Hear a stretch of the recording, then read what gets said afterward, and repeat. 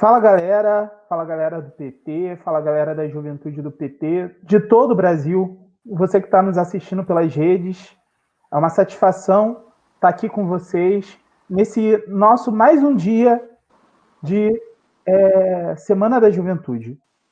Hoje nós teremos um debate muito importante, que é o debate Juventude LGBT, que a gente sabe o quanto ainda é necessário no nosso país a gente conseguir enfrentar todo o preconceito, toda a homofobia. E melhor do que eu são as companheiras e os companheiros que estão aqui presentes, que vão ser mediados e moderados pela minha querida companheira secretária de organização da Juventude do PT, a Marina Gisse, né? Então, desde já, eu gostaria de agradecer a presença do Emerson Santos, presidente da Arte Jovem LGBT, da Ingrid Guzelotto, que é diretora LGBT da UNE, da Ana Vitória, transfeminista e grande militante nossa lá do Rio Grande do Norte, e da minha amiga, companheira de luta, secretária nacional LGBT do Partido dos Trabalhadores, que hoje vem aqui com um pouquinho de voz da experiência para dar o recado. Mas, como vocês sabem, não era para eu estar aqui nesse momento, mas é porque o presidente Lula gravou para a Semana da Juventude, para a juventude do PT e para a juventude brasileira. E é absolutamente impressionante o que diz o Lula, é muito legal. E eu tenho certeza que cada um e cada uma de vocês vão se impactar de maneira muito forte com as palavras que o presidente Lula vai trazer aqui para a gente. Então, queria falar com o presidente Lula. Presidente Lula, conta para a gente um pouco aí sobre o que você quer falar para a juventude brasileira. Sorriso. Primeiro, eu quero te cumprimentar pela Semana Mundial da Juventude e, sobretudo, cumprimentar você como companheiro petista, líder da juventude petista no Brasil.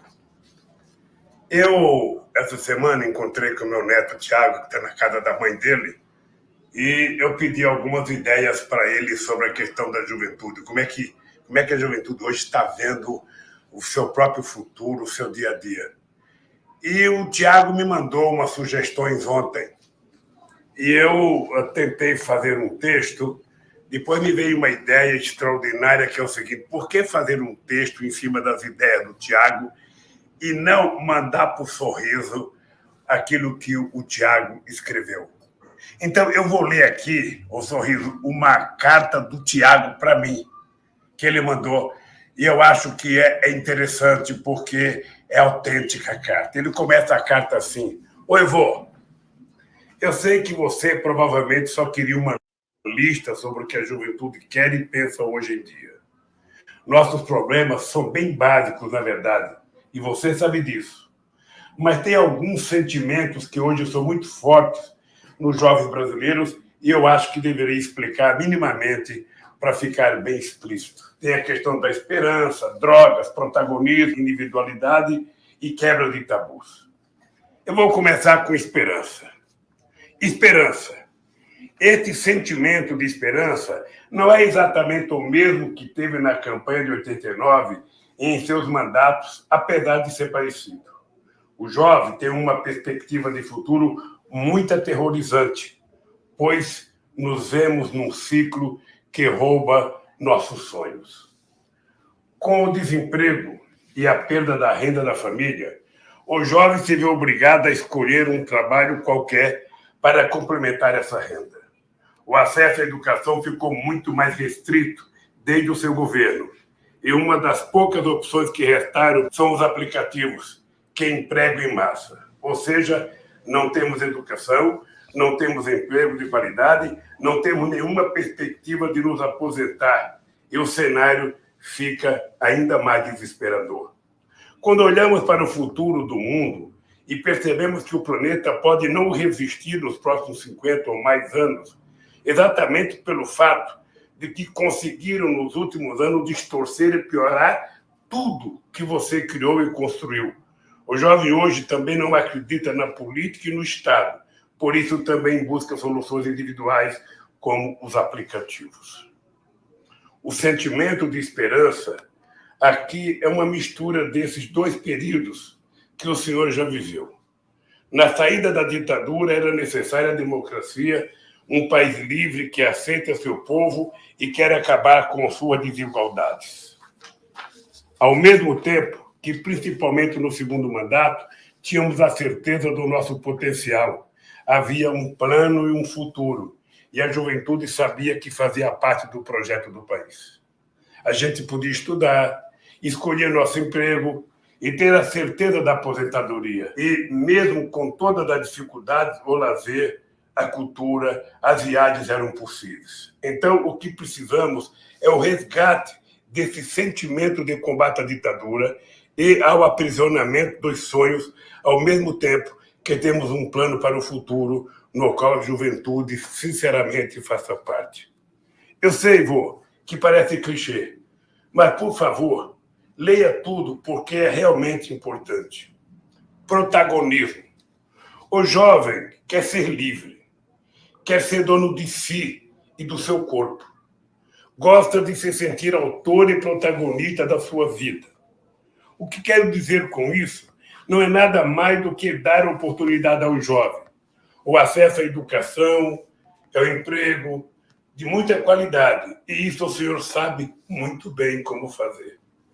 Vô, você não sabe como é frustrante para um jovem de 20 e poucos anos ter a certeza de que tem mais capacidade para governar o país que o presidente. Milhares e milhares de jovens são muito mais capazes nesse país. Dos 16 aos 30 e poucos anos, somos gerações que nasceram num momento da humanidade diferente de todas as outras. Recebemos muitas informações e aprendemos até certo ponto a lidar com elas. Temos ideias, pensamos um pouco diferente das gerações passadas e conseguimos pensar fora da caixinha para encontrar soluções que muitas vezes quem governa há muito tempo não encontra. Não é à toa que a principal figura do mundo que defende o meio ambiente é uma garota de menos de 20 anos de idade. Não estou nem falando da vida pública aqui. O que quero dizer é que queremos alguém que nos olhe e reconheça o nosso potencial. Se nos for dado as oportunidades, construiremos um mundo melhor. Tenha certeza, vô. Outra coisa, para não me estender muito, porque eu sei que você já está de saco cheio. Eu, pessoalmente, gostaria muito que o senhor quebrasse alguns tabus e confrontasse o conservadorismo brasileiro. Precisamos discutir drogas, vô. Não porque é legal e divertido fumar maconha, mas porque a política da guerra às drogas é uma política disfarçada para prender e controlar a população, principalmente jovem e negra, da periferia de todo o Brasil. Tem uma frase que é a seguinte: parabéns às drogas que, por mais uma vez, venceu a guerra. Depois que a escravidão acabou, o Estado e as elites inventaram outras formas de controlar a população negra.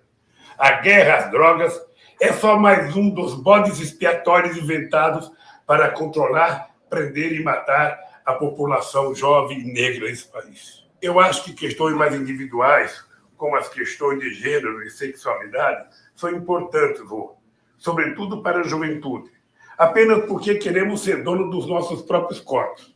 É uma pauta muito grande dos movimentos feministas e LGBTQI, que atinge os jovens e atinge profundamente. A verdade é que o jovem é muito chato, vô. Ele precisa de muita coisa, de muitos cuidados, mas depois que recebeu, não quer ficar preso, quer se sentir livre e uma pessoa única. Se o Estado não prover o mínimo necessário, ele reclama. Se o Estado tutelar demais e não proporcionar sua liberdade, ele também reclama. Mas acho que existe, sim, um meio termo. Afinal de contas, não há nada que não possa ser resolvido. Eu sinto hoje, vô, a juventude individualista e muito desesperançosa. Porque crescemos nos seus governos e achávamos que aquilo era normal. Mas sentimos que foi apenas um surto na história do país. O problema é que provamos o filé mignon e não queremos continuar comendo carne de segunda. Não queremos um único salvador. Já aprendemos que é muito complicado apostar todas as fichas em um único cavalo. Precisamos de um líder, sim, mas precisamos de um plano, de um projeto para o futuro melhor e que nos inclua, que a juventude seja convidada a discutir, a participar, a confeccionar o seu próprio futuro. Muito obrigado. Sorriso, eu, sinceramente, achei que era muito importante ler o texto e dizer uma coisa para a juventude. O sonho de um jovem no meu tempo era diferente do sonho de vocês. Eu nunca pensei na minha vida em ter um curso superior. Eu pensava em ser torneiro mecânico e virei torneiro mecânico, e isso garantiu que depois eu construísse a minha vida política. Eu sei que a juventude hoje ela tem menos possibilidade, sabe? Parece mais fácil, parece que ela tem muito mais facilidade de estudar, parece que ela vai ter mais chance de ter um emprego, e não é verdade. Eu conheço muita gente formada que, depois de formada, não conseguiu arrumar o emprego desejado, não conseguiu sequer trabalhar na função pela qual ela fez o curso. Sim. É advogados que se formam, tiram a carteira do OAB e depois não podem montar um escritório, vão trabalhar de estagiário em escritório de advogado famoso, ganhando R$2.000. São pessoas que estão trabalhando, sabe, nos aplicativos e tentaram induzir o pobre a acreditar que aquilo era, sabe, microempreendedores. E não é. Eles não têm direito, eles não têm segurança, não têm plano de saúde. Sabe, se roubarem a bicicleta, a motocicleta, ou seja, ele não tem quem pague para ele, porque o Estado não se lembra dessa pessoa e o Estado trata essas pessoas como números e nós não queremos ser números, nós queremos ser seres humanos. Nós não queremos ser tratados como algoritmo, nós temos coração, temos sentimento, nós pensamos, nós sentimos. Por isso é que o jovem não pode perder a esperança. Eu quero pedir, Sorriso, que você transmita à juventude, que eles tenham coragem de fazer na juventude deles o que nós não conseguimos fazer na nossa. E sonhar. Sonhar e levantar todo santo dia disposto a transformar o sonho em realidade. O nosso querido Raul Seixas dizia: sonho que se sonha só é apenas um sonho, mas sonho que se sonha junto torna-se realidade. Por isso, sonhe juntos e transforma o sonho de um Brasil melhor, mais justo, com mais cultura, com mais emprego, com mais educação e com mais alegria, sabe, em realidade. Só vocês podem fazer isso. E feliz Semana da Juventude Mundial, e feliz Semana da Juventude no Brasil, e feliz Semana da Juventude para os petistas. Um beijo e boa sorte.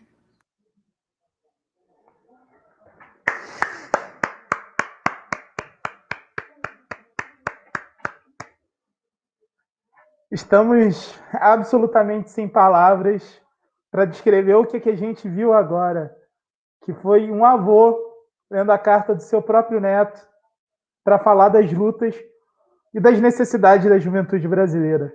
O Lula tem essa sensibilidade. É como se a carta do Thiago fosse a carta de cada um de nós, brasileiros e brasileiras jovens, que tem vivido uma série de angústias nesse momento tão difícil. E que pede que não só o Lula, mas também o PT, mas que também toda a esquerda tenham coragem de entender o que significam as nossas lutas. Identitários são os outros, as nossas lutas são estruturais, as nossas lutas são essenciais, a nossa vida é o que vale, é a nossa vida que está em jogo.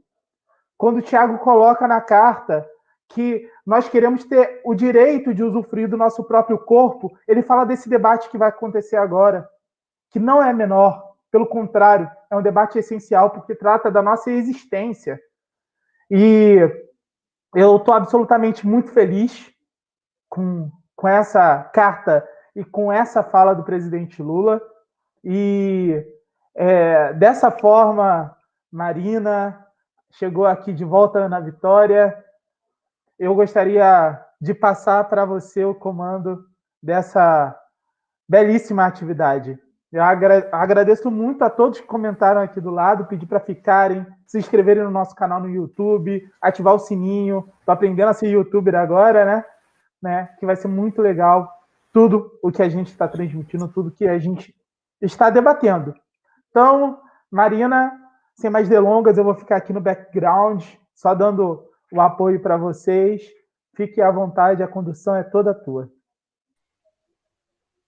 Boa tarde a todos os companheiros e companheiras que nos acompanham pela TV JPT.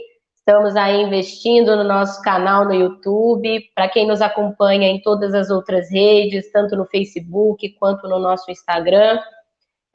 Depois de uma carta muito emocionante, de um momento muito emocionante com o nosso presidente, fica até um pouco difícil de falar, mas agradeço também às companheiras e ao companheiro que aceitaram o convite de estar nessa grandiosa Semana das Juventudes, organizada pela Juventude do PT Nacional, que foi idealizada aí pelo conjunto da nossa Secretaria Nacional, dizendo o quanto é importante, né, a transversalidade da vida da juventude, quanto a vida da juventude perpassa não só por algo isolado, mas sim pela saúde, pela educação, pelo direito à moradia, pela cultura, pelo direito de existência. E pelo direito de existência, agora nós vamos falar um pouquinho sobre a juventude LGBT, com grandes companheiras e o grande companheiro que fazem da luta LGBT a luta e a existência de tantos e tantas jovens petistas. Eu gostaria de chamar para iniciar e já dar os parabéns pelo dia de ontem, que foi Dia do Estudante, para a nossa grandiosa diretora LGBT da União Nacional dos Estudantes, Ingrid Guzelotto, que é de São Paulo e vai falar um pouquinho para a gente sobre essa perspectiva da juventude LGBT. Comandanta, estamos contigo. Obrigada, Marina. Obrigada, Sorriso. Obrigada pelo convite de estar aqui. Boa tarde a todas e a todos que estão aí nos assistindo. É muito difícil fazer uma fala depois de ouvir o Lula, né? Eu falei para o Sorriso que eu era uma pessoa sensível, eu ia dar uma choradinha, estava aqui tentando me controlar, mas acho que o Lula trouxe elementos muito importantes que, inclusive, vão acabar voltando algumas vezes nesse debate que a gente vai fazer aqui, porque falar de juventude LGBT é falar da juventude brasileira, né? É falar das nossas vidas e de tantos outros jovens que estão de norte a sul do país enfrentando os desafios de viver e resistir sendo exatamente quem são e sendo como são, né? Ontem foi um dia muito importante para nós do movimento estudantil, né? Foi o Dia do Estudante, dia 11 de agosto, simbólico, super importante para nós. E, além disso, foi o aniversário de 83 anos da gloriosa UNE, a União Nacional dos Estudantes, que a gente comemorou aí numa live super importante que aconteceu ontem, e vi que vocês também estavam aqui à atividade, né, para as atividades dessa semana tão importante, que é a da juventude. E, bom, queria começar falando um pouquinho para vocês, né, trazendo um resgate aí de tudo isso que tem acontecido. Eu sempre gosto muito de encontrar a Janaína, que é uma referência para mim dentro dos espaços, e dizer de forma muito clara que eu sou muito grata por uma luta que a Janaína e outras tantas pessoas fizeram antes de mim para que eu pudesse estar aqui hoje justamente falando sobre um tema tão importante, falando sobre um tema que é de fato sobre a minha vida, né? Vi aí que minha namorada, inclusive, está acompanhando, mandou uma mensagem aí no chat, e é sobre isso, assim, né? Sobre poder falar de tudo isso que a gente vive, sente, ter orgulho e ser exemplo e referência também para tantas outras pessoas, né? Então, eu agradeço muito a Janaína e tantas outras pessoas que trilharam esses caminhos para que a gente chegasse aqui. E, é claro, o presidente Lula, né, que permitiu que tantos avanços na nossa pauta fossem possíveis, né, que a gente tivesse tantos avanços e que, de alguma forma, o Brasil e o PT fossem uma referência no movimento LGBT, nas lutas e batalhas de conquistas, né, de políticas públicas na nossa história. Então, é muito importante a gente dizer isso, né? E, é claro, ser jovem LGBT, no momento em que a gente tem Jair Bolsonaro presidente, é uma lógica, um desafio novo também para nós, que é muito importante destacar algumas coisas, né? Se a gente vinha avançando, né, com os governos petistas, com o governo Lula, com o governo Dilma, agora a gente tem um presidente que não só não apoia nossas pautas, mas se declara LGBTfóbico. Ele é declaradamente LGBTfóbico e foi, inclusive, eleito por meio desse discurso, né? Então, ele reviveu aí na sociedade como um todo um conservadorismo que ultrapassa as barreiras de todos os avanços que a gente tinha constituído até agora e através, né, da sua figura começa a apresentar para a gente várias formas de retrocessos, né? Então, ele é um cara LGBTfóbico que influencia o avanço desse conservadorismo e a violência, né, contra nossas vidas, contra nossos corpos. Foi eleito por meio de um discurso bizarro que dizia que existia uma ideologia de gênero tentando ser aprovada, né, no Plano Nacional de Educação, que os estados e municípios estavam numa tentativa de transformar todas as jovens e todos os jovens em transexuais e travestis, sem nem minimamente entender que debate é esse e sem muito menos entender a importância de existir um debate sobre gênero dentro das escolas, que permite que a gente rompa minimamente com esse padrão heterocis normativo que assola a nossa sociedade, né? A gente precisa romper com isso porque é assim que a gente avança.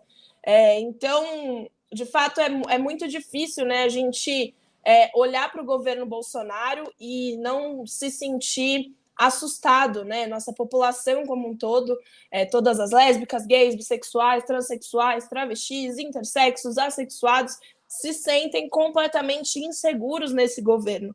Então, agora, a nossa luta, a nossa batalha tem sido cada dia mais, não para ganhar mais novos direitos, mas para manter minimamente esses que nós temos, né? Num dos primeiros dias do governo, um dos ataques do Bolsonaro foi justamente a nossa população, né? Acabando ali, desmontando o Conselho Nacional LGBT, que foi uma conquista muito importante do nosso movimento. Então, hoje a gente tem no Brasil uma realidade que se expressa pelo aumento da violência à população LGBT, né? Que a curva de mortes, de assassinatos, de violência contra essa população tem crescido muito, justamente desde o ano de 2017, né? Que a gente já não tinha mais presidência do PT. E olha que a gente tem também como realidade em registros, né, de população, de violência contra a população LGBT, muita subnotificação. A gente não fica sabendo de tudo que acontece, né? Essa população não se sente nem segura para fazer essas denúncias e com essa subnotificação, com poucos casos sendo denunciados, ainda assim essa curva não para de subir. Todo ano que os dados saem, eles são cada vez mais assustadores, representam justamente essa insegurança para a nossa população, e o Brasil, inclusive, tem passado vergonha internacionalmente, sendo um país que em algum momento já foi acolhedor, né, para o turismo LGBT, e hoje não é mais. Né? Ele perde esse posto assim, e passa a ser um país inseguro para as LGBT gringas vir aqui gastar dinheiro. Então, isso é um problema, né, também, que é sintomático mesmo do que o governo Bolsonaro representa nas nossas vidas. E, bom, como eu sou do movimento estudantil, como eu estou na Uni, quero falar também um pouquinho, né, sobre a questão da educação. Claro, a gente sabe que o espaço da escola é um espaço que forma, né, a cidadania do nosso povo, da nossa juventude, e se a gente tem lá livros, materiais e tudo mais, que são completamente heterocis normativos, a gente já está apresentando uma violência, né, para aqueles que não se sentem parte daquilo que está sendo apresentado. Mas mais do que isso, a escola acaba sendo um espaço de violência real, né? Não essa é a violência física, é a violência psicológica, é a violência que se dá por meio do bullying. E aí muitas dessas crianças acabam desenvolvendo transtornos psicológicos que ficam para a vida inteira, né? E isso podia ser corrigido, pelo menos um pouquinho, se a gente debatesse com seriedade a questão de gênero, né, dentro das escolas. Então, a realidade da nossa população é bem parecida, né? Se você for prestar atenção, com aquela que era da juventude lá do Lula.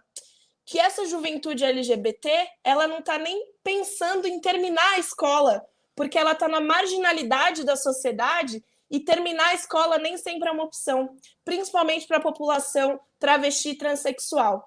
Terminar a escola não é uma opção, que dirá entrar numa graduação, ir para uma universidade, né? Ocupar esse espaço e até o espaço do mercado de trabalho.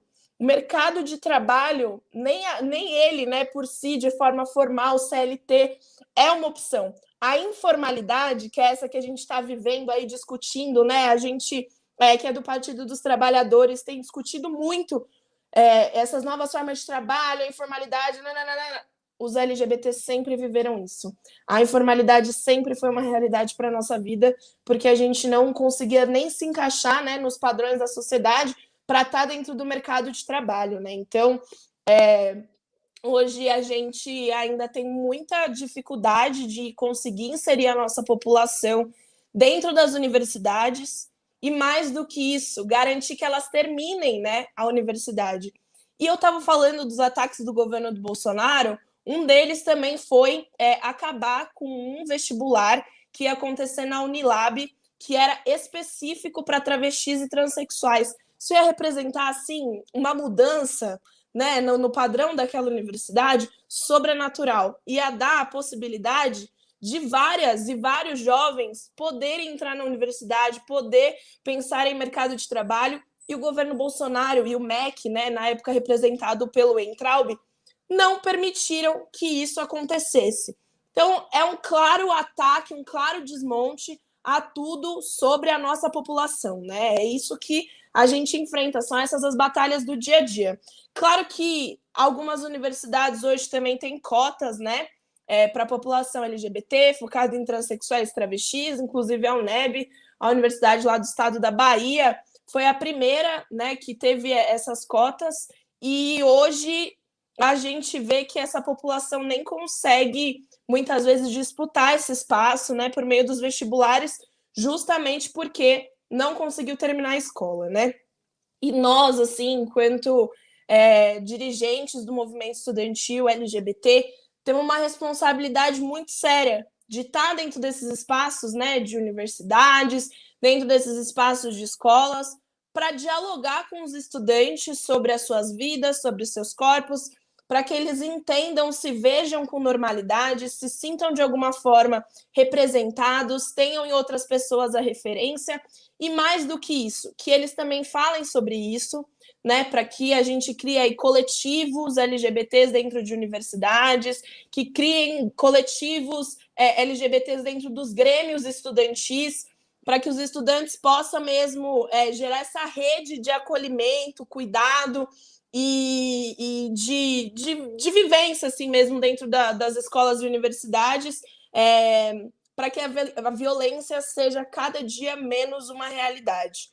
Os desafios são gigantescos, né? Quando a gente fala da nossa população, a gente sempre está um passo atrás do resto da população, né? Assim como o jovem negro também está um passo atrás, o jovem LGBT também está, né? Então a gente busca sempre sair desse papel de marginalidade e ocupar aí os espaços de poder, ocupar os espaços de trabalho, ocupar os espaços de universidades. E esse debate é muito importante e eu fico muito feliz de poder dialogar sobre isso de forma tão séria com a juventude do PT Nacional, porque é muito importante mesmo para as nossas vidas, para a nossa sobrevivência, ainda mais num momento como esse que a gente está vivendo, né, de pandemia, que a gente sabe que muitos jovens LGBTs tiveram que voltar para suas casas, e voltar para casa no momento representa segurança, ficar em casa representa não pegar um vírus, né? Não pensar em mortalidade, enfim. Mas para a população LGBT, muitas vezes representa violência. Se jovens voltarem para casa, muitas vezes é muito difícil, né? São desafios que as pessoas estão tendo que enfrentar de novo, né? E eu me solidarizo muito com essa juventude, assim, e já coloco aqui a juventude do PT Nacional à disposição, viu? Nem sou da JPT Nacional, mas sei que estão. Para os jovens que estiverem assistindo aí essa live também, de alguma forma, precisarem desse acolhimento, precisarem dessa conversa, precisarem de algum tipo de ajuda, a Janaína está aí também, tá desse lado, não sei, nossa secretária nacional LGBT do partido, e a gente está aí na luta, né, para que a gente possa sempre avançar. É isso, gente. Muito obrigada. É sempre um prazer te ouvir, Ingrid. Você tem o seu fã-clube aqui nos comentários, que estão mandando várias mensagens do quanto você é maravilhosa, saudar o Carlos, a Nádia, a Denise, que também foi diretora LGBT da Uni, né? Um beijo, também foi lindos. nossa guerreira diretora. o Felipe de Minas Gerais, aí também nosso grande companheiro, a Marina Moura, nossa pré-candidata à vereança, aguerrida. Muito, muito obrigada a todos que estão nos acompanhando, a todos e a todas que estão aqui ligados com a gente da JPT Nacional na Semana das Juventudes, que hoje debate Juventude LGBT. Bom, sem mais delongas, agora eu vou passar a palavra para a nossa grande paraense, secretária nacional LGBT do PT. Lembrando que o PT é o único partido que institucionaliza a luta LGBT nesse país. É o primeiro partido a ter um caráter de secretaria para as LGBTs e para os LGBTs. E é comandado por nossa grande Janaína Oliveira. Secretária, agora é contigo.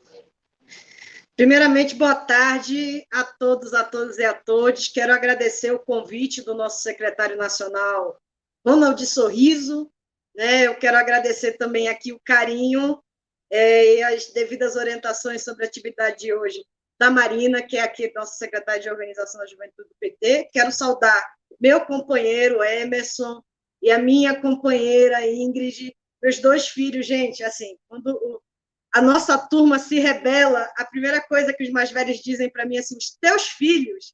Então, aqui saudar essas grandes lideranças que nós temos da juventude LGBT brasileira.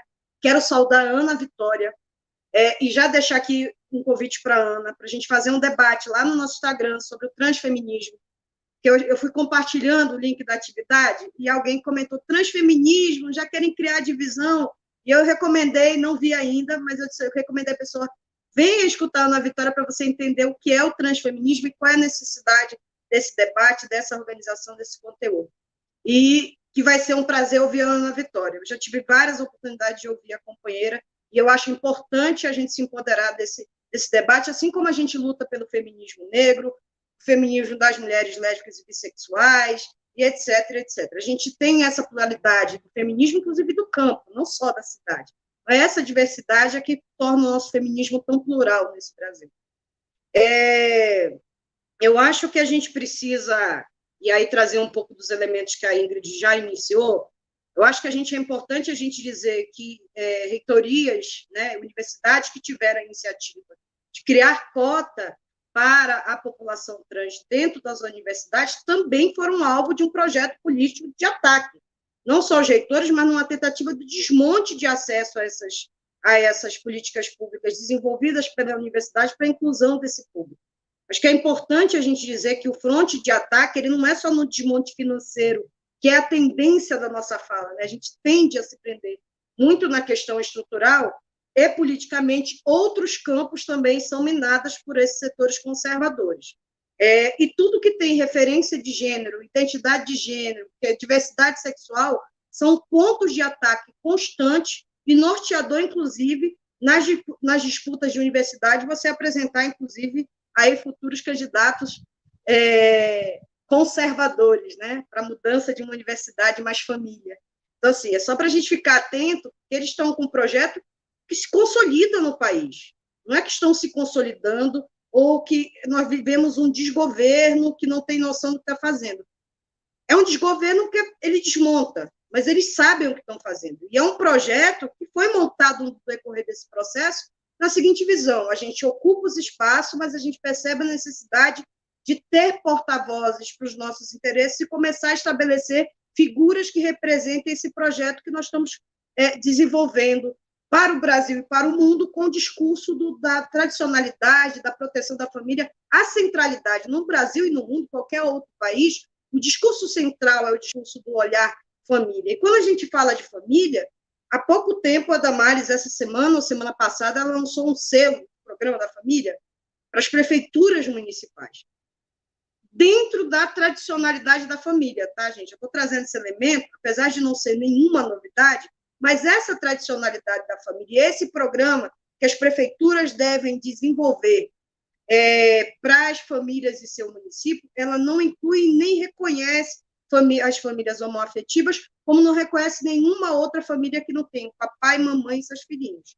Então, inclusive, você vê as peças publicitárias dentro desse contexto. Então, assim, eles não geram meramente políticas pensadas de cunho nacional, eles procuram construir políticas que eles possam incidir no cenário municipal, em especial nesse cenário eleitoral.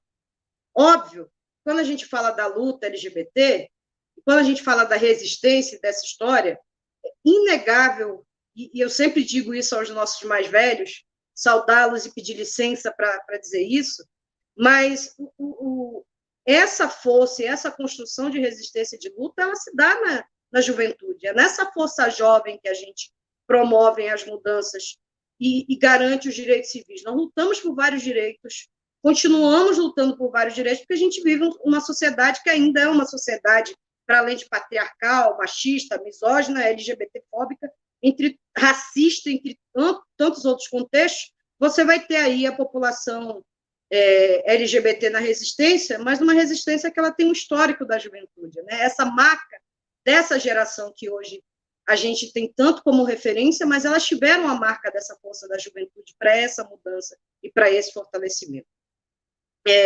Assim como é uma marca muito forte, e aí eu sempre digo, é uma geração mais recente, que a geração anterior, a gente disputava o movimento estudantil pensando a estrutura do movimento estudantil a partir da lógica heteronormativa. Hoje a gente vê a nossa juventude LGBT organizada no movimento estudantil desconstruindo essa lógica. Então, assim, eu ocupo esse espaço para disputa, eu venho para contribuir, me somar a ele, mas eu venho a partir do meu olhar e não do contexto do olhar geral que você quer que eu reproduza no dia a dia. É muita resistência, é muita luta? A gente tem muito para avançar? Tem. Para quem não sabe, quem não viu, eu recomendo a leitura, que eu acho um material muito legal, é o material mais recente que a gente tem, que é o material que é do Vote LGBT, que é um conjunto de pessoas, acadêmicas, não acadêmicas, que se organizam dentro dessa pauta. E resolveram, durante essa pandemia, fazer um levantamento sobre como estava a população LGBT nessa pandemia. Eles entrevistaram, tiveram aí 10.065 LGBTs no Brasil respondendo a esse questionário. E é interessante como se começa a ver alguns recortes, alguns estigmas que eles permanecem dentro da população trans e travesti, aí, nesse contexto, todas as vulnerabilidades, elas se dão desde a questão do convívio familiar, a questão do emprego, a questão de renda, então, a violência, todos esses contextos, ele continua muito forte nesse cenário político que a gente vive com a pandemia, né? Mas você percebe um outro público que se deslumbra quando você fala de orientação sexual. Indicadores de vulnerabilidade que tradicionalmente perpassam no campo ou dos gays ou das lésbicas demonstrou uma vulnerabilidade maior nessa pesquisa para o público bissexual. É um debate que a gente precisa falar sobre isso. Às vezes, o próprio movimento tende a não trazer esse debate para esse cenário, mas é um público que se apresentou num quadro de vulnerabilidade muito alta e que requer a nossa atenção também. Assim como o recorte de juventude, também tem indicadores muito altos. Assim, quando a gente fala também do processo de racismo no Brasil, e quando a gente fala de violações dos direitos da juventude negra, quando você vem para o recorte étnico-racial, você também tem uma vulnerabilidade da população negra LGBT. Estou trazendo esses elementos para a gente entender que a violência ela não se limita somente à nossa orientação sexual, à nossa identidade de gênero, que a gente precisa ficar atento a esses mecanismos e a esses fatores que agregam e que são utilizados por esses setores para estimulação da violência, né? Seja ela no recorte racial, seja ela no recorte de gênero, orientação sexual, classe, nós também precisamos fazer esse debate. Mas, assim, o que me chamou a atenção, e é o que eu sempre tenho dito, inclusive para a juventude do PT, quando você fala de convívio familiar, a juventude entre 15 e 24 anos tem um alto índice de vulnerabilidade, de relatos de violência familiar seríssimos. E a gente precisa também debater violência no ambiente familiar, porque o ambiente familiar ele é construído num contexto não só heteronormativo, mas em todo um conceito de opressões que estruturam e que faz uma família reproduzir comportamentos. Então, o papel do menino é X, o papel da menina é Y, desconsiderando todo outro contexto social que tem, cultural, político, etc. Então, que é importante a gente se debruçar sobre esse debate, debruçar sobre essas vulnerabilidades da juventude, debruçar em alternativas para proteger a vida da nossa juventude LGBT nesse período de pandemia, mas nesse governo. Bolsonaro tem um projeto político sério, sério no sentido do conservadorismo, do discurso moral, porque é isso que mantém a sua base viva. Cada vez que esse governo sofre um ataque, é só vocês observarem, a forma de fomentar sua base é voltar para o discurso da moralidade, e esse discurso da moralidade ser a ponte para fazer o ataque, fora o tradicional, né? A gente fala do Bolsonaro, eles falam do Lula, etc., e por aí vai. Mas eu estou dizendo elementos que trazem essa moralidade para dentro da centralidade. Pauta que a gente diz o tempo todo, mas é bem interessante que, mesmo na esquerda, às vezes, nos setores progressistas, a tendência é prestar atenção no discurso que não é o discurso nosso. A gente fala do campo da moralidade usada como estratégia política eleitoral. Precisou o Felipe Neto dizer isso na Roda Viva para você ver vários intelectuais progressistas reproduzirem que a pauta, antes nós éramos pauta de apagamento, né? Cortina de fumaça. Aí o Felipe Neto falou, já não é mais cortina de fumaça, é uma estratégia política para a pauta de moralidade. Então, nós precisamos aí correlacionar nossas ações de uma forma que a gente combata o atual cenário. As nossas táticas são táticas envelhecidas. E nós precisamos entender que, neste envelhecimento, que a gente não se preocupou na narrativa em disputar mentes e corações, a gente acabou aí permitindo que um discurso neofascista ocupasse espaço no Brasil. E aí não venha... É muito interessante as pessoas dizerem assim, não, porque nós perdemos a eleição pelo fake news. Gente, a gente não perdeu a eleição para o fake news. Fake news foi um dos elementos utilizados para que a gente perdesse as eleições, a esquerda perdesse a eleição, os setores progressistas perdessem a eleição. Não foi o PT, foi a sociedade brasileira que perdeu com isso. E o fake news é só um instrumento a mais utilizado nessa estratégia, que é uma estratégia de campanha. Quem não se apropriou dos instrumentos, quem não disputou as mentes e corações, fomos nós. Porque quando a gente fala, e quero encerrar com isso, dizer para a nossa juventude, é muito importante dizer que a gente tirou milhões da fome. É muito importante dizer que vários públicos vulneráveis passaram a ter acesso à universidade. É muito importante dizer que a gente conseguiu enfrentar a violência contra as mulheres. É muito importante dizer que a gente criou aí o programa Juventude Viva. É muito importante trazer Minha Casa Minha Vida. É muito importante trazer todos esses programas que a gente desenvolveu. Mas é importante a gente falar de outros programas que a gente também desenvolveu, gente, que foram importantes. Né?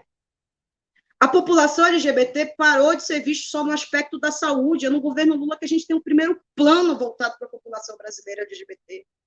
Sabe? É no governo Lula que você começa a debater a população LGBT na educação, na moradia, nos direitos humanos. É neste governo que a demarcação dessa participação social, política e de monitoramento na criação do Conselho, que depois é desmontado pelo governo Bolsonaro, foi no governo Lula.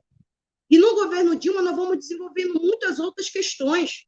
A saúde da população LGBT, o processo de transexualização, isso também, gente, é importante para o discurso, não só para o discurso, mas para mostrar para as pessoas que nós intervimos nas vidas das pessoas, seja no âmbito coletivo, ou seja no âmbito individual, mas nós lutamos pela inclusão de todos e todos dentro das suas especificidades e necessidades.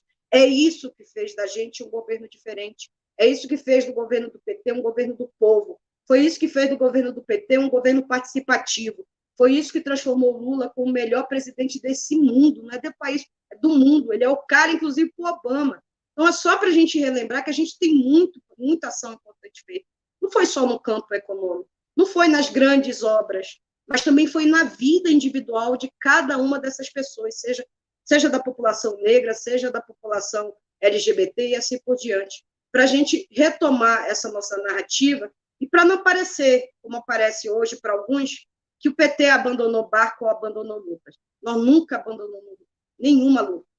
Tanto que não abandonamos que esses setores se cansaram e disseram assim, não, chega porque eu não aguento mais ver preto, chega porque eu não aguento mais ver atrevimento de LGBT achar dizer que tem direito, chega porque essa juventude é muito abusada, essa juventude quer acabar com a estrutura familiar brasileira. Não é isso, sabe? Essa narrativa se criou porque a gente conseguiu pensar a vida do povo, não importa se foi no campo, se foi na cidade, se foi da classe média, classe pobre, sabe? Se era preto ou se era branco, se era hétero ou se era homossexual. Nós pensamos na vida de todos e todas, desenvolvemos política para isso. E política conjunta com a sociedade e com os movimentos sociais. Isso é o PT, é o partido que eu me orgulho, e essa é a juventude do PT que continua esse legado, essa geração revolucionando, apresentando projetos, nos questionando. Nos questionem.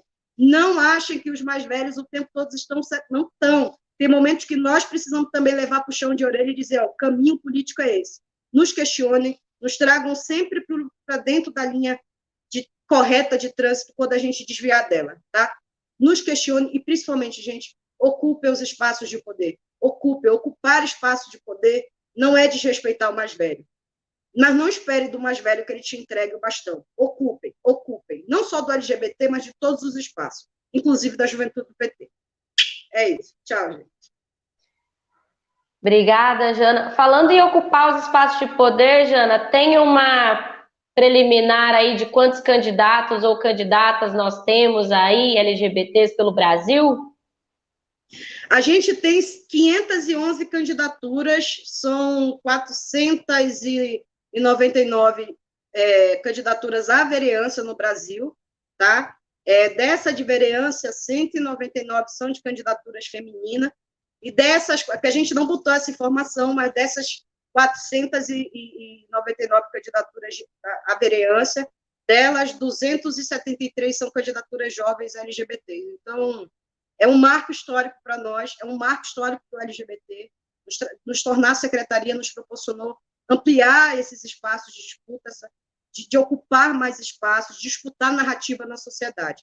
Eu quero parabenizar a nossa juventude LGBT pela coragem de nunca desistir, de nunca temer, sabe? E de sempre enfrentar todas as dificuldades, inclusive a de disponibilizar seu nome para uma disputa eleitoral num cenário extremamente difícil, como é a pandemia, mas num cenário conservador para dar voz aos que são silenciados. Então, vocês são as pessoas que vão dar voz para nós nessas campanhas. Parabéns por essa coragem, parabéns por vocês. Estamos aqui, junto para construir um país, um mundo, uma sociedade, um pensamento utópico, que todo mundo pode chamar de utópico o quanto quiser, mas esse é o país que nós queremos, esse é o mundo que a gente defendeu. É inclusão.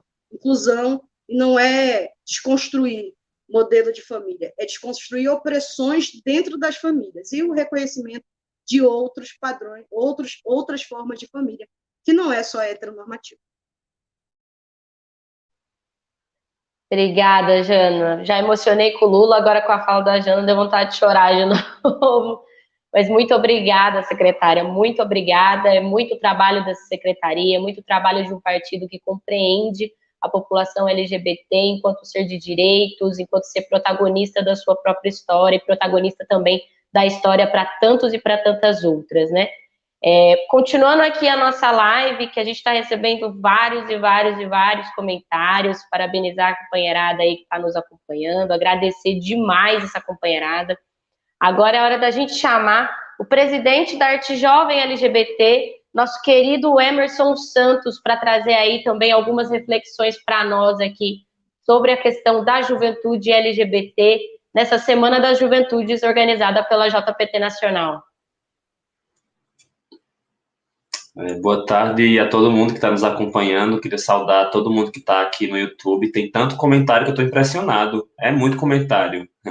Que bom que vocês estão gostando e estão interagindo. E queria agradecer o convite do Sorriso e, em nome dele, agradecer a todo o corpo que compõe a Juventude do PT, a JPT Nacional, pelo convite e parabenizar pela realização dessa atividade. E agradecer também pela nossa mesa ter sido colocada no dia 12 de agosto, o Dia Internacional da Juventude. Então, para a gente é um privilégio, é uma honra estar aqui conversando com vocês, agradecer a todo mundo, agradecer a Marina pela organização e pela mediação. E eu quero começar falando duas coisas. A primeira coisa é que o posto de número 1 do fã-clube da Ingrid é meu. Então, ninguém toma esse posto número 1. Eu sou o fã número 1 da Ingrid, então ninguém vai tomar esse espaço. Para deixar bem explícito aqui para todo mundo. Segundo, que é sempre bom estar conversando em espaços que eu tenho a minha dirigente, que é a Janaína Oliveira, que é uma pessoa que tem toda a paciência do mundo para me ouvir, para ouvir minhas rebeldias e também minhas grosserias, né, para me acolher, para me ensinar, para ter paciência, para dizer, olha, vai por aqui que dá certo, ou então faz o caminho de retorno, ou então, olha, que massa, foi muito bom agora. Então, acho que a gente precisa de mais dirigentes como a Janaína, de mais pessoas não tão jovens como a Janaína para ajudar a gente, né? E é muito importante e para além da nossa relação política, ela me ensina muito também a ser dirigente, porque a gente também vai dirigindo pessoas, né? A gente também vai ocupando espaços de representação e vai formando outras pessoas. E eu acho que você estar sempre disponível, sempre presente e sempre disponível a ouvir, a ajudar é essencial para a construção dos afetos também, porque a política ela não é feita sem afeto, né? Sem afeto a gente não consegue avançar politicamente só através do afeto ou através do ódio, mas o ódio é o lado de lá que optou por isso. Nós não vamos optar por esse caminho nunca optamos, nem iremos optar.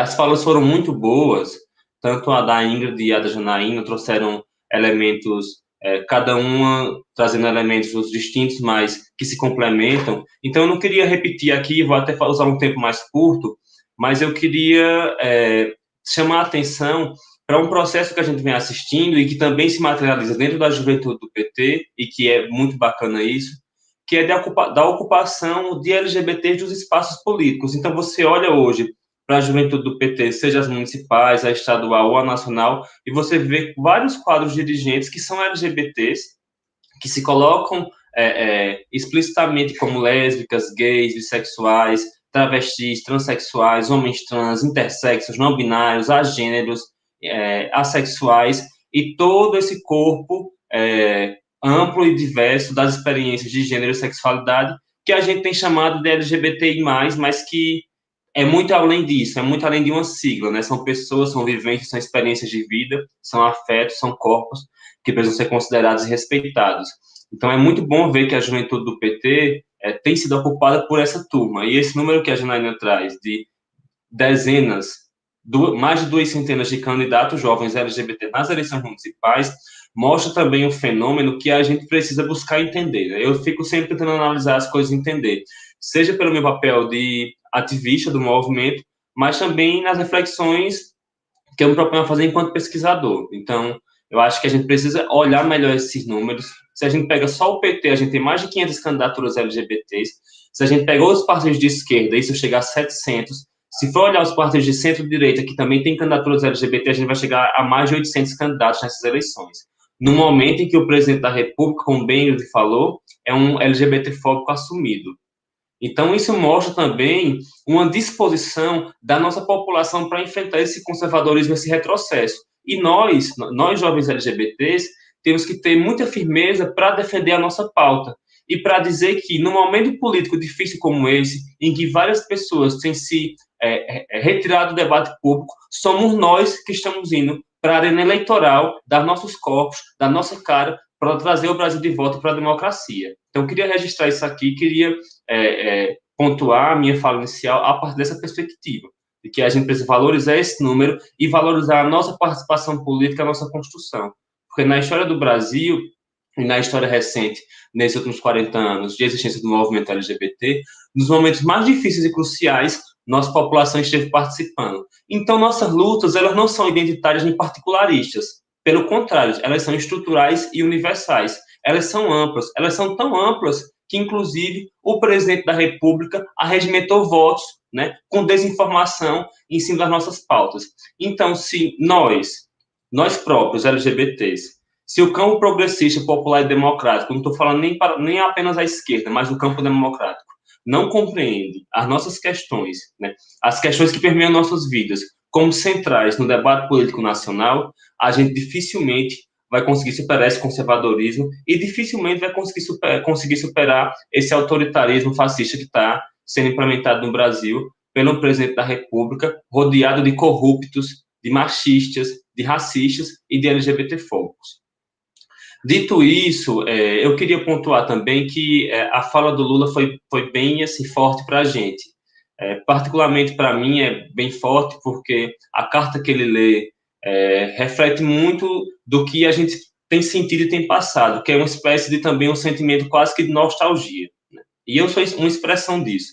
Eu sou o primeiro jovem da minha família até o nível superior, minha família inteira, paterna, interna e materna, né? Então, da minha família inteira, paterna e materna, eu sou o único jovem até nível superior. E por que eu consegui isso? Por conta das interiorizações das universidades públicas, né? Eu acessei a pós-graduação, consegui fazer um mestrado, estou fazendo doutorado, eu tenho 28 anos. Isso é impensável para um jovem negro do município do interior de Pernambuco, antes dos governos do PT. Quando que a gente ia ter essa possibilidade? Nunca teria essa possibilidade. Quando que nós, negros, gays e do interior, seríamos colocados como pesquisadores ou intelectuais, se não fosse nessa experiência de transformação política que a gente vivenciou graças aos governos petistas. Então, a fala do Lula é bem importante para mim, porque a leitura da carta, na verdade, porque revela também o quanto os processos políticos eles não são dados, né? Eles estão em permanente disputa. Se nossa geração teve a oportunidade, né, de vivenciar esse momento histórico, quando a gente teve acesso à saúde, à educação, à emprego e renda e à formação, essa geração que está pegando agora esse processo, né, desde o impeachment, desde o golpe que retirou a presidenta Dilma da presidência da República e colocou o Michel Temer, em seguida o Bolsonaro, não tem vivenciado isso. Infelizmente, essa juventude que tem agora tentado acessar a universidade tem passado por inúmeras dificuldades.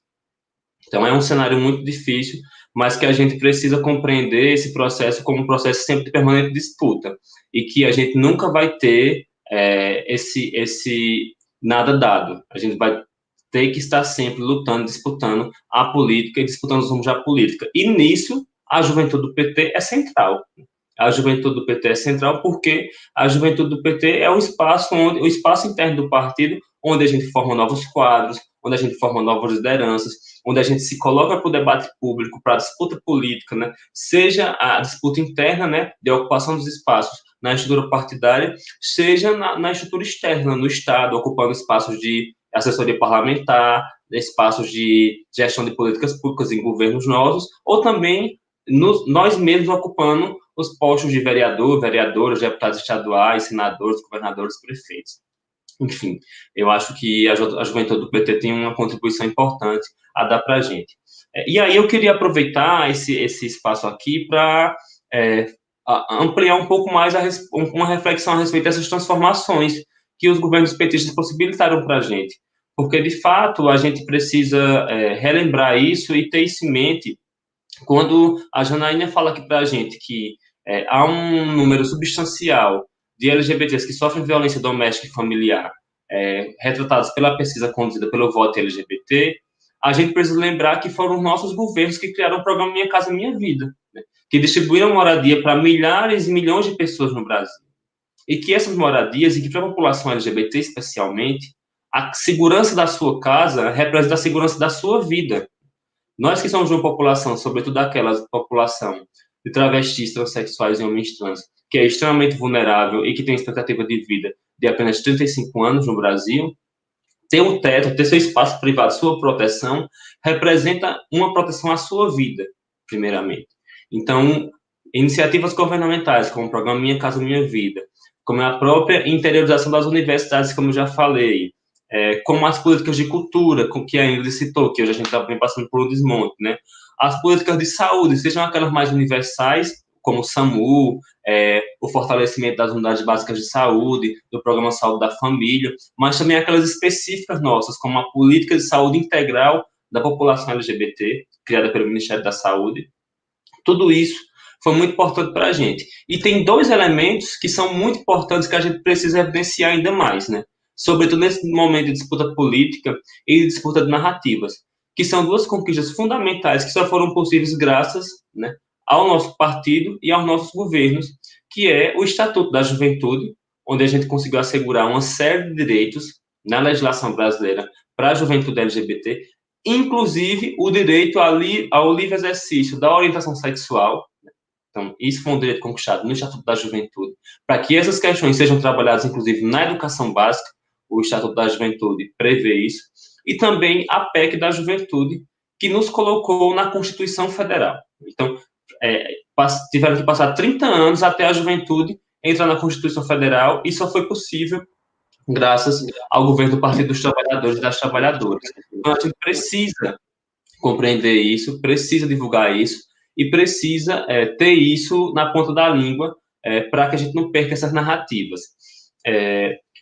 Para já encaminhar para o encerramento, encaminhar minha fala, que na verdade eu estou bem ansioso para ouvir a Ana. A Ana, ela não estava aqui quando eu iniciei, mas eu tenho uma admiração profunda por ela, pelo debate que ela realiza, pela coragem que ela tem de colocar em xeque algumas estruturas e fazer alguns debates e colocar algumas discussões na mesa. Então, queria ouvi-la, estou bem ansioso para ouvi-la, então já vou encerrando por aqui. Mas eu queria convidar todo mundo a conhecer um texto que eu publiquei há algum tempo, nem faz tanto tempo assim, mas é porque com redes sociais hoje em dia tudo é muito efêmero, né? Se a gente for pensar do ponto de vista de pesquisa científica, não faz muito tempo, porque foi em 2018, eu publiquei um texto chamado O que querem as juventudes LGBT, é um artigo de minha autoria, o Cleiton Feitosa é o coautor. E nesse texto é interessante como se passaram alguns anos, desde quando a gente fez a pesquisa e publicou o artigo a partir de uma experiência aqui no município de Caruaru, mas também compreendendo e olhando para as conferências nacionais de juventude. De lá para cá não mudou muita coisa, né? O que foi que esse trabalho apontou em termos de demandas principais das juventudes LGBTs? A gente observou tudo e tiramos as demandas que a gente observou mais recorrentes, que seriam aquelas que são mais prioritárias. Vejam só, o primeiro ponto que a juventude LGBT demandava, seja na experiência local que a gente analisou, seja em espaços participativos mais amplos, como as conferências de juventude, foi ampliação dos espaços de participação social. Então, é falsa a narrativa de que a juventude não gosta de política. É falsa a narrativa de que a juventude não quer disputar o Estado.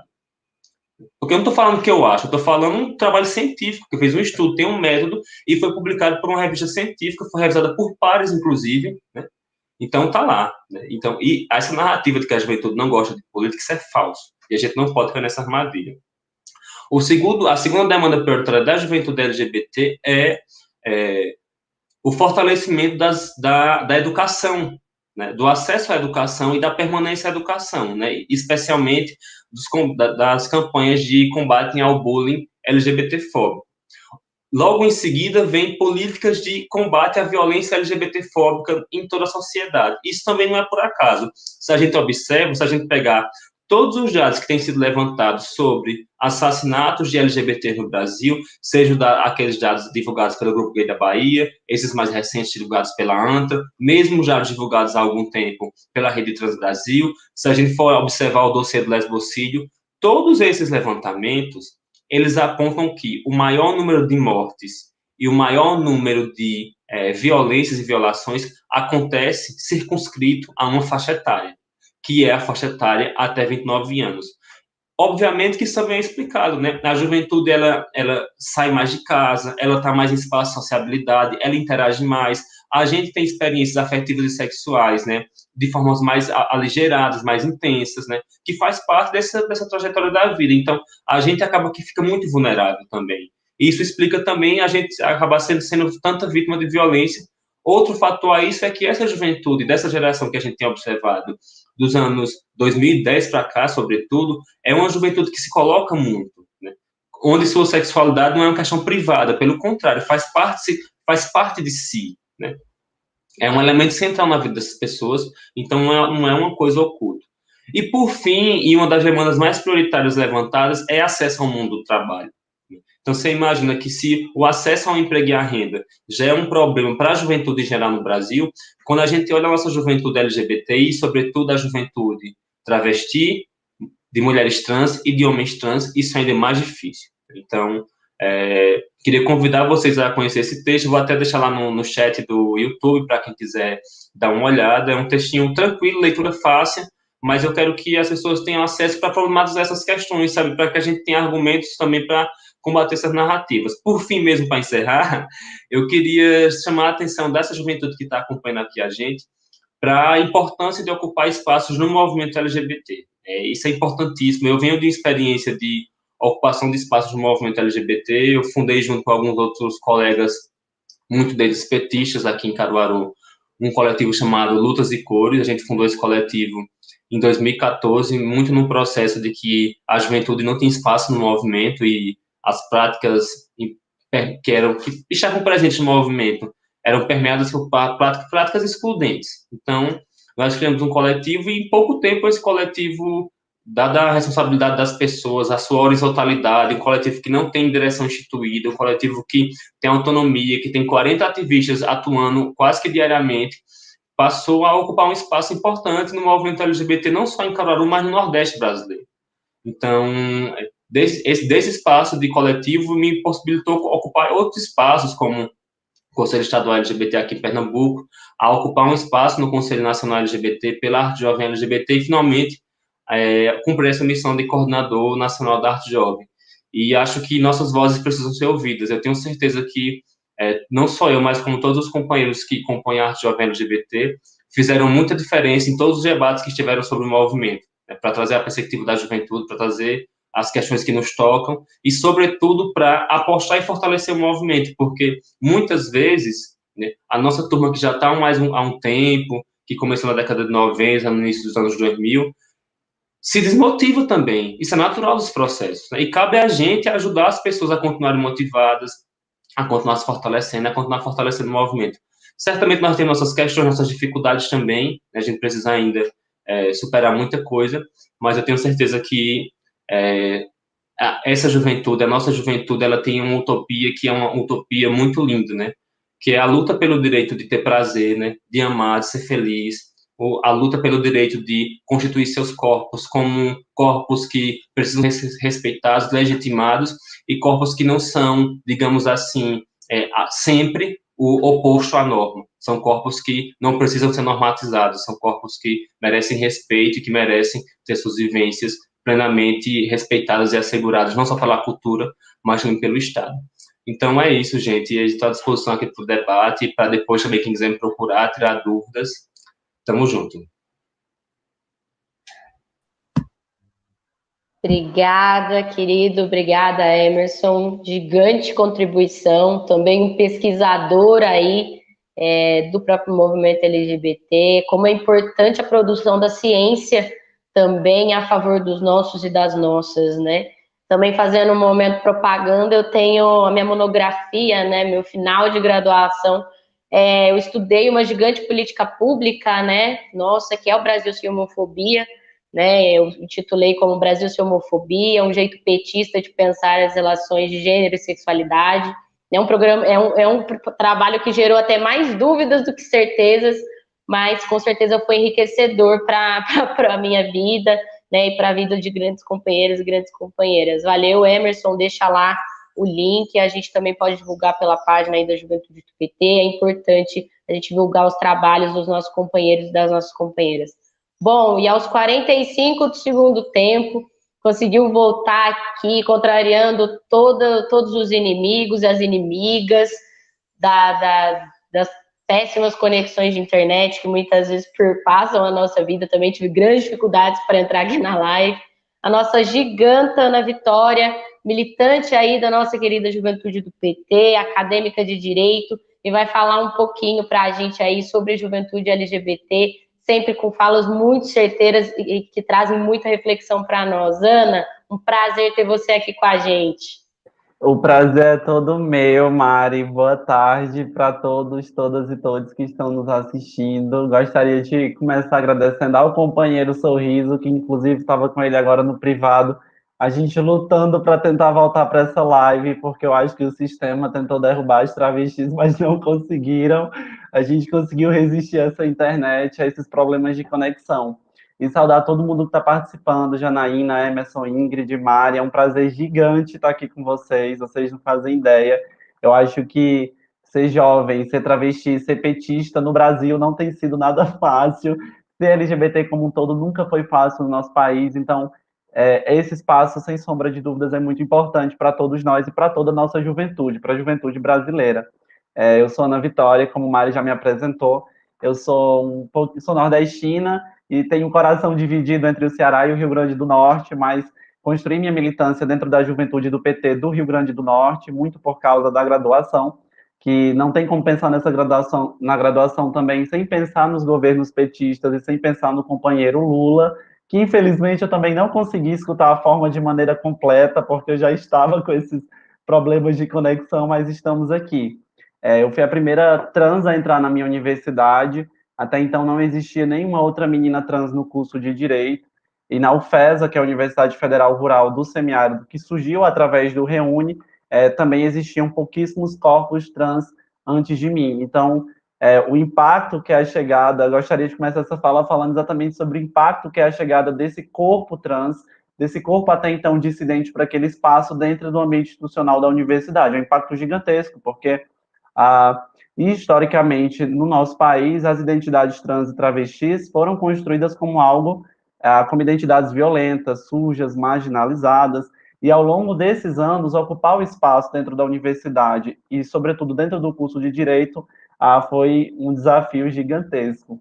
Quando eu cheguei na universidade, para que a gente comece a pensar sobre essa juventude LGBT, quando eu cheguei na universidade, a primeira coisa que eu me deparei foi com o movimento estudantil. E aí eu e Ingrid aqui, uma grande sintonia. Me deparei com o movimento estudantil e já com a juventude do Partido dos Trabalhadores, que me apresentou uma nova perspectiva de sociedade, uma nova perspectiva de mundo, de enxergar o mundo, de perceber as relações que estão ao nosso lado, né? Isso foi muito impactante para a minha vida, inclusive decisivo na construção da identidade trans que eu tenho hoje, na construção da minha autopercepção, dos espaços de militância que eu construí, e dentro desse movimento estudantil, a juventude do PT lá do Rio Grande do Norte foi uma grande protagonista na reconstrução da União Estadual dos Estudantes do RN, da qual eu fui vice-presidenta durante um ano.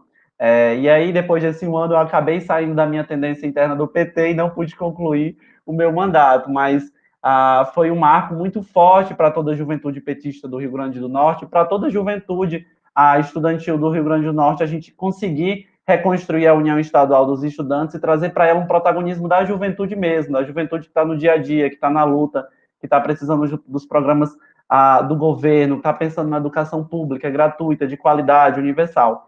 E aí, quando a gente para pensar sobre a juventude LGBT, a gente tem que pensar na pluralidade que essa juventude tem, né? Porque durante muitos anos no nosso país, a LGBT acabou se traduzindo através do GGG, dos gays, e de homens gays brancos, homens gays que correspondem a um padrão de identidade, um padrão de sexualidade que também está dentro dessa nossa sociedade heteronormativa. E esses últimos anos, eu acho que nos últimos anos a gente teve um boom nesse debate. A gente tem questionado, inclusive, onde está a centralidade do debate LGBT, quais são as pautas que hoje estão emergentes no debate LGBT. E aí a gente tem visto essa nova juventude aparecendo, uma juventude lésbica, uma juventude bissexual, uma juventude pansexual, uma juventude trans, uma juventude com tantas características novas e com tantos debates novos, que inclusive a nossa sigla não consegue mais comportar esse debate. Eu tenho um livro, um texto da Berenice Bento, que é a socióloga da UNB, que eu gosto muito, e Berenice aponta que não tem como a gente achar, ela está se referindo às questões identitárias, e que não tem como a gente achar que mulher e homem, essas duas caixinhas, essas duas identidades vão conseguir comportar toda a subjetividade humana que surgiu ao longo da história. E assim serve também para a nossa sexualidade. A sexualidade ela tem se reinventado. A gente vem de alguns anos de governo petista, de governos progressistas, que deram espaço a essa população no nosso país, espaço até então nunca alcançado, ou se é alcançado em lugares muito limitados, como a companheira Janaína colocou. Faz pouquíssimo tempo que a gente conseguiu tirar o LGBT do debate apenas de saúde e trouxe para um debate muito mais amplo. Hoje a gente tem pensado como, de fato, garantir que o sujeito LGBT se entenda como cidadão brasileiro. Compreenda-se que, de fato, tem os mesmos direitos políticos, sociais, de que todo cidadão tem, porque a gente ainda não tem. A gente vive uma realidade, ainda hoje no Brasil, em que a gente tem disputado os direitos fundamentais básicos, e que não é nem o Poder Legislativo que tem pensado sobre isso para nós, até porque o Poder Legislativo, como todo mundo bem sabe, é formado pelas grandes elites do nosso país. Paulo Freire fala uma coisa muito interessante sobre nossa inexperiência democrática ao longo da construção desse país. E é verdade, a gente tem uma inexperiência democrática. A classe trabalhadora brasileira nunca teve espaço de protagonismo na construção do Brasil. A gente nunca teve espaço para pensar nossas próprias vidas, as nossas próprias necessidades. E a população LGBT é mais uma população que passa por isso. A gente tem um congresso formado por homens brancos, majoritariamente declarados heterossexuais, que pensam sobre a vida dos LGBTs. Nós, pessoas trans, isso é uma coisa que eu sempre gosto de colocar, como é que a gente vai pensar, como é que a gente vai comemorar, enquanto juventude LGBT, algum marco, se nós, pessoas trans, ainda lutamos pelo direito de ter um nome. A gente está falando de uma população que sequer tem o direito de autodeterminação, a gente não consegue existir. A gente está tendo que ter disputas básicas nos lugares que deveriam nos acolher. Isso que a Janaína colocou sobre as dúvidas em relação ao transfeminismo é muito comum. Assim como há 100 anos atrás não existia dentro do feminismo o protagonismo da mulher negra, a mulher negra sequer era considerada mulher para construir feminismo, hoje as mulheres trans têm passado por um processo muito parecido, um processo de negação das nossas identidades. Hoje a gente tem dentro do feminismo, mais uma vez, a construção de uma identidade universal para a mulher, que não inclui mulheres trans. E aí eu fico chocada com isso, eu fico impressionada, porque a gente, como eu disse, está tentando disputar ao mesmo tempo direitos fundamentais básicos, como direito ao nome, direito à educação, porque a gente também não tem direito à educação, nem educação básica, muito menos educação de nível superior. Os companheiros, as companheiras já trouxeram alguns dados, mas só para vocês terem ideia, o Instituto de Transformação brasileiro pela educação aponta que só 0,02% de pessoas trans encontra-se no ensino superior hoje no Brasil. Então, gente, eu represento 0,02%. Esse 0,02%, além disso, está tendo que parar a vida para construir uma teoria que se incorpore ao feminismo tradicional que tem hoje. E ainda assim estamos sendo rejeitadas, porque estão dizendo que nós, mulheres trans, estamos querendo roubar o protagonismo das mulheres cis dentro da luta feminista. Gente, hoje no Brasil, por causa dessa negação de direitos, e pensando os direitos humanos como interdependentes, né, em que um depende do outro para que seja efetivado, essa negação da autodeterminação, do direito à educação, do direito à estrutura familiar e de um núcleo familiar que nos aceite, porque os dados também apontam, e como o companheiro Emerson colocou e a companheira Ingrid colocou, todos os dados que eu vou poder trazer para vocês aqui não são dados governamentais, não são dados de pesquisas que o Estado pense a nossa vida, porque isso não existe, sobretudo no desgoverno Bolsonaro, que eu acho que assim, o projeto político deles é exterminar a população LGBT. O projeto político deles é nos colocar à margem. Jamais um governo como o de Bolsonaro vai querer que tenha uma travesti advogada dentro da Universidade Federal. Jamais um governo Bolsonaro vai querer que corpos trans pretos entrem nas instituições que são deles, instituições burguesas que servem para manter a ordem do Estado, a ordem das coisas que estão. E aí, se você não tem esses direitos básicos, educação, nome, família, porque os dados apontam que a gente está sendo expulsa de casa, as mulheres trans e travestis, em média aos 13 anos de idade, então a gente também não tem a família. Como é que a gente vai alcançar garantias, como o companheiro Emerson colocou, do Estatuto da Juventude?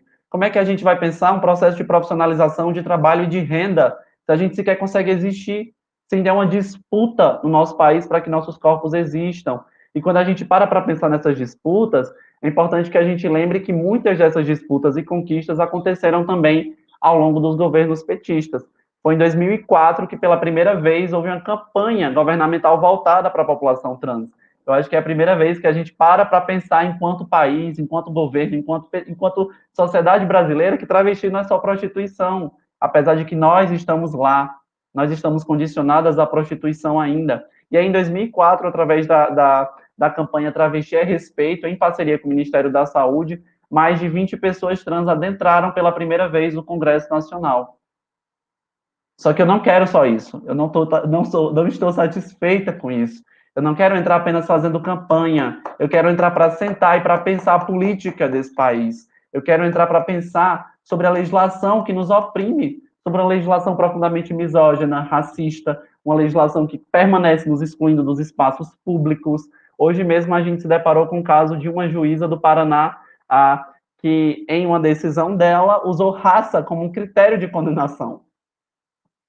O corpo trans é perpassado por essas mesmas coisas. A gente é condenada, e é uma coisa que eu sempre gosto de colocar nos espaços LGBT, porque muitas vezes eu percebo que a cisgeneridade separa o movimento LGBT, muitas pessoas cisgêneras não conseguem entender que, de fato, hoje, a nossa demanda, assim como agora a gente comemorou o orgulho LGBT, não é apenas pelo amor. Existem LGBTs no nosso país que estão lutando pelo direito à vida, a estarem vivos e a viverem com dignidade, a terem esses direitos básicos garantidos. E eu sempre gosto de dizer que nós travestis e nós pessoas trans não precisamos colocar uma bandeira LGBT, apesar de eu ser apaixonada. Não precisamos usar bottoms, não precisamos. Nosso corpo é nossa bandeira. Nosso corpo, ele fala. Quando eu saio na rua, eu levo minha militância comigo todos os dias. Então, ser travesti é isso, é estar exposta a essa violência, essa transfobia institucional em todos os momentos da vida. Quando você vai em busca, como eu disse, quando você vai em busca da escola, que os índices de evasão são gigantescos. Tem uma companheira pesquisadora, professora, inclusive da Unilab aqui do Ceará, que é a professora Luma Andrade, foi a primeira travesti doutora do Brasil, e eu e Luma participamos há uns anos atrás de um documentário juntos, e Luma diz uma coisa no documentário que eu nunca vou esquecer, que ela disse que quando era criança, ela queria a escola, mas a escola não queria ela. E os corpos trans hoje no Brasil passam por esse processo praticamente todos os espaços. A política também não foi um espaço tranquilo. Fiquei muito emocionada no final da fala da companheira Janaína, que graças à minha internet naquele momento eu consegui acompanhar, quando ela coloca que nós, juventude, não temos que ter medo dos mais velhos.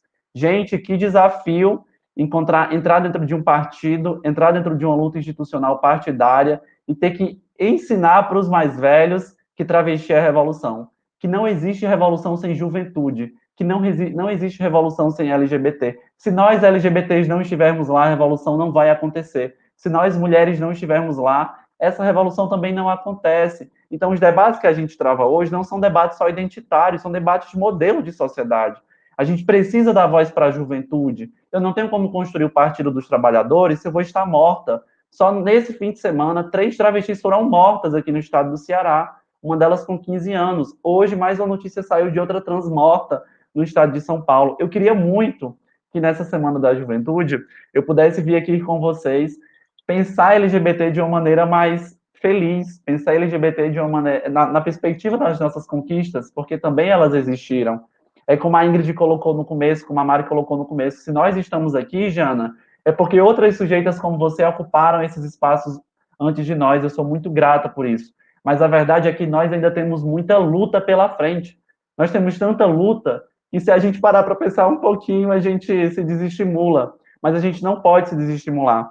E para encaminhar para o fim da minha fala, dessa minha intervenção, que eu confesso a vocês que acabei me perdendo ao longo das falas dos companheiros por causa dos problemas técnicos, mas a gente tem que pensar daqui para frente uma política que de fato tenha a juventude. Eu lembro que no último Congresso Extraordinário da Juventude do PT, que teve em Curitiba, inclusive foi quando eu conheci o companheiro Sorriso, eu fiz uma fala muito, muito pesada, e que para muitos foi, em certo ponto, exagerada, mas era nesse sentido de que a gente não pode aceitar que o partido coloque a juventude apenas em um espaço de silêncio.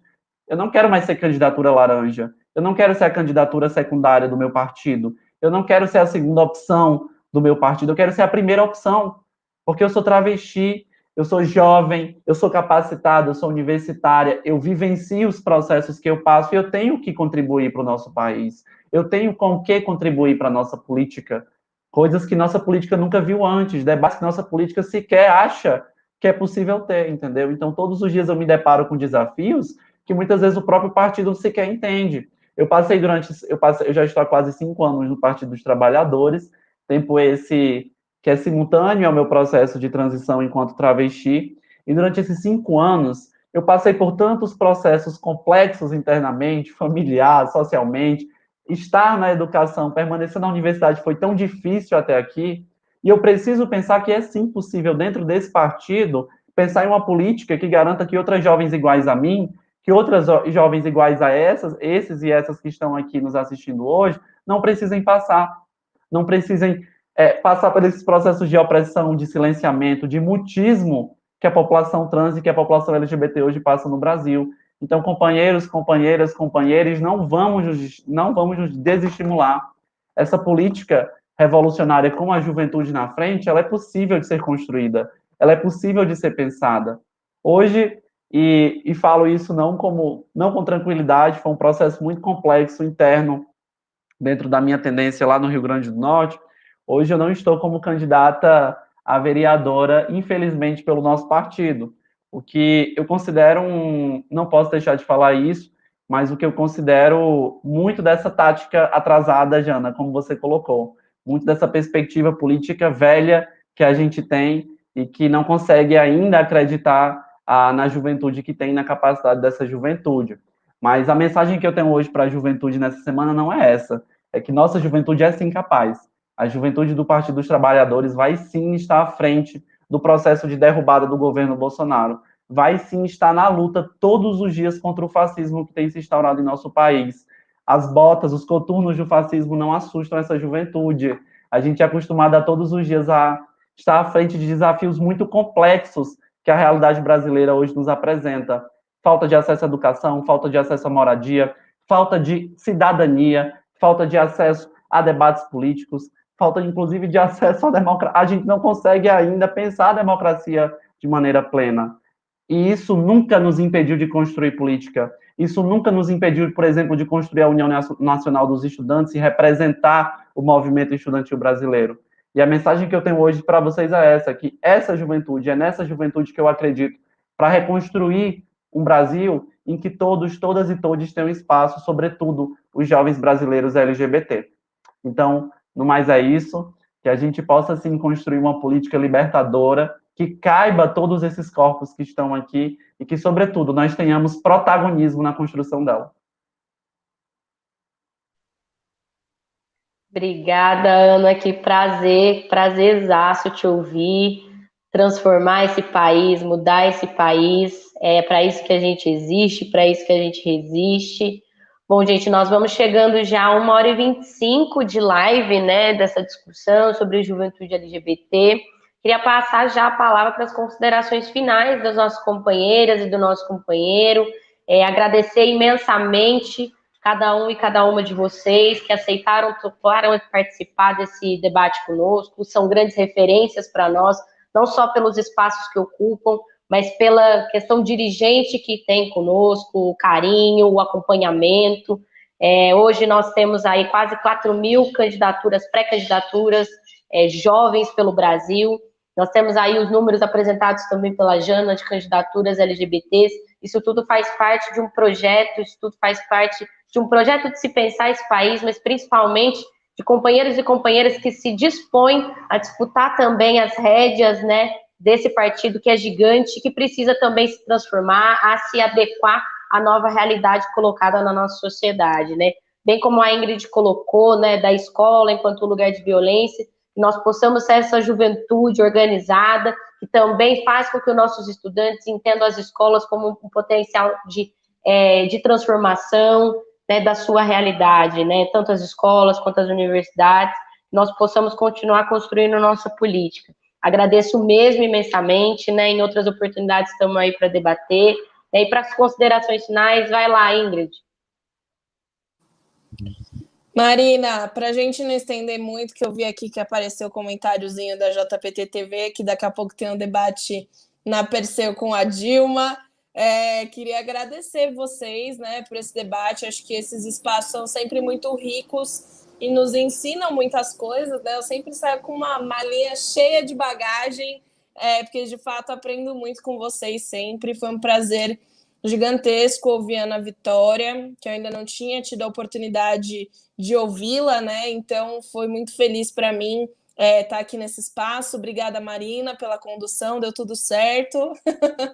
Obrigada, Emerson e Jana, e obrigada a todo mundo que está assistindo aí. Eu estava acompanhando aqui no computador as interações.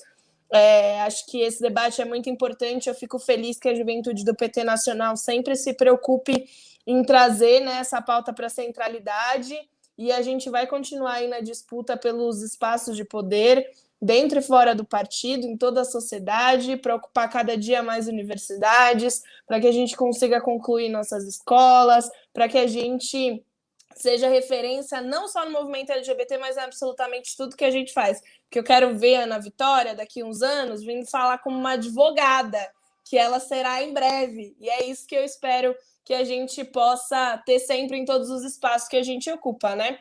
É isso, gente. Muito obrigada, viu? Valeu, Ingrid. Jana?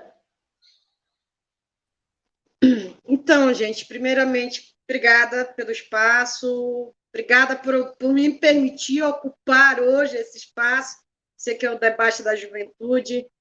Quero agradecer esse imenso convite, agradecer o meu secretário de Juventude Sorriso, um grande parceiro de luta, a Marina, que é uma guria fantástica, que eu conheci numa atividade das mulheres, das jovens mulheres, que formula muito também. E eu quero dizer a importância de formular, gente. A importância de formular é fundamental. Não é minha praia, mas é fundamental ver nossa juventude produzindo. Marina também produz muito. Quando a gente fala em produção, não posso deixar de falar desse meu jovem aqui, o Emerson, que é um jovem que tem, inclusive, um livro, né, cara? Eu tenho muito orgulho dessa nossa juventude, porque a nossa juventude ousa ocupar, inclusive, as prateleiras das livrarias pelo Brasil. Saudar a minha diretora da Uni, a companheira Ingrid, que tem feito um excelente trabalho, não só, né, as organizações de debate da juventude, mas, inclusive, à frente das organizações LGBT, né, a Uni compõe, a companheira Ingrid, que é nossa diretora LGBT, está ali nesse debate, junto com as organizações do movimento social, fazendo enfrentamento a esse governo, a defesa dos direitos civis da população LGBT. Ana, eu quero dizer que o PT perde nessa trincheira e não de ter como candidato. Quero dizer isso. Mas quero dizer que tudo ainda dá tempo, então eu queria depois conversar com você, mas o convite feito pelo nosso Instagram, vamos falar sobre transfeminismo. Ou melhor, se achar, a gente vê o TVPT, mas eu quero dizer que é importante a gente fazer esse debate, as pessoas compreenderem. A luta, gente, é plural. As lutas são plurais. A gente não vive a singularidade. Sabe? Os temas podem ser singular, mas as necessidades são múltiplas. Então, a gente precisa continuar resistindo a esses parâmetros e parar de repetir vícios que nos levaram a derrotas também, né? Tem momentos que nós temos que reconhecer. Certos vícios nos levaram a derrota. E é a partir dela que nós temos que aprender. Agradecer a todos que nos acompanharam, todos e todas, dizer o seguinte, para encerrar, galera, ouse todos os dias da sua vida. E não tenha medo de ter medo, porque isso faz parte da nossa história política. Ser dirigente, ocupar espaços de poder não é fácil. Então, ouse, mesmo que você tenha um imenso medo no coração, lá no fundo você vai escutar também um grilinho te dizendo que está na hora de ocupar. Ocupa, vem para esse debate, a gente aprende com acerto, com erro. Então, a vida é disso, né, de acertos e erros. Eu acredito que a nossa juventude do PT tem tudo para fazer uma grande revolução partidária. E conte conosco do LGBT, óbvio, para essa ação coletiva. Obrigada, Jana. Quase chorei de novo. Hoje está difícil. Estou meio emocionada hoje. Emerson, querido, contigo. Vou para te liberar para as mais inúmeras reuniões do dia. Gente, só quero agradecer o convite mais uma vez da Juventude do PT Nacional, através do nosso secretário Sorriso, agradecer a você, Marina, pela condução, pela organização da atividade, e dizer que é sempre bom a gente estar discutindo sobre nossas questões, né? Nossas vivências sexuais, nossas possibilidades de expressão de gênero, e falando sobre a juventude com a juventude. Queria mandar um abraço especial para a turma do setorial LGBT da pessoa com deficiência do PT, na verdade. Eu vi que fizeram vários comentários aqui, cobraram intérprete de Libras, inclusive. Tenho certeza que a juventude do PT vai tentar ver isso para que os debates sejam acessíveis. Então, agradecer à turma do setorial de petistas com deficiência, e vocês são super importantes no partido, e eu me solidarizo muito com essa luta, porque assim como a nossa população LGBT é excluída, as pessoas com deficiência também são muito excluídas dos espaços políticos e sofrem muito preconceito. Então, gente, um abraço a todo mundo, um beijo, valeu, Jana, Ana, Ingrid, tamo junto. Para encerrar, para fechar com chave de ouro, Ana Vitória.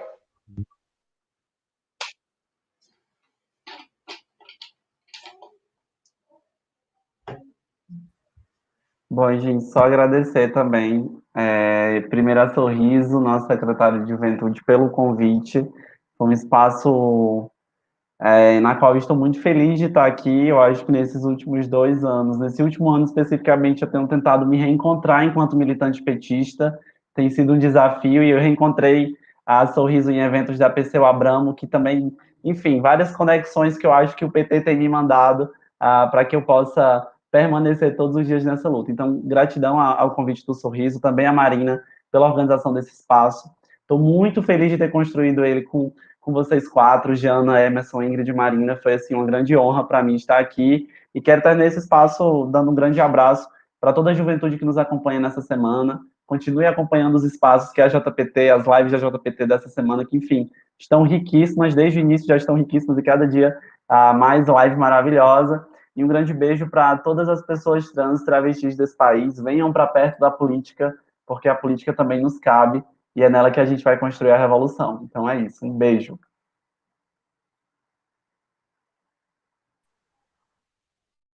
Bom, gente.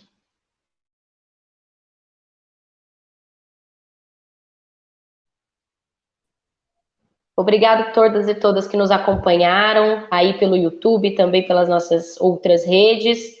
Nos encontramos, a Semana da Juventude segue, e hoje nós temos o NAP Juventudes com Dilma, tá? Não se esqueçam dessa grandiosa live que nós vamos estar fazendo aí. Agradeço também a toda a companheirada aí de Secretaria Nacional de Juventude, agradeço de novo aos nossos convidados e continue acompanhando as atividades da Juventude do PT Nacional. Nos sigam na JPT TV, no YouTube, e até mais, companheirada. Valeu!